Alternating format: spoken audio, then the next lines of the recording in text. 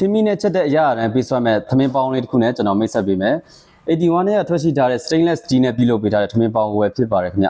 သူကသမင်းချက်တာတွေအပြင်စံပြုတ်စွပ်ပြုတ်စတာတွေလည်းပြုလုပ်လို့ရမယ်ဆိုရင်လည်းကျွန်တော်တို့ပေါင်းစားလို့ရမယ့်ဟာလေးလည်းပါပါတယ်ခင်ဗျ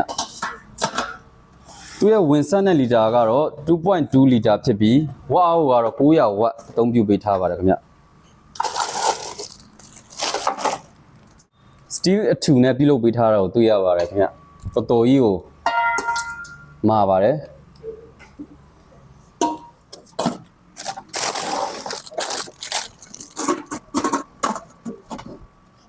သူက steel နဲ့ပြုလုပ်ပေးထားတော့ကျွန်တော်တို့တန့်ရှင်းလုပ်တဲ့ချိန်လဲလွယ်ပါတယ်ခင်ဗျပြီးရင်သမင်းအိုးကတ်မှလည်းလုံးဝပူစရာမလိုပါဘူးဘာဖြစ်လို့လဲဆိုတော့ကျွန်တော်တို့ stainless steel body အစစ်နဲ့ပြုလုပ်ပေးထားတာမို့လို့ပါခင်ဗျ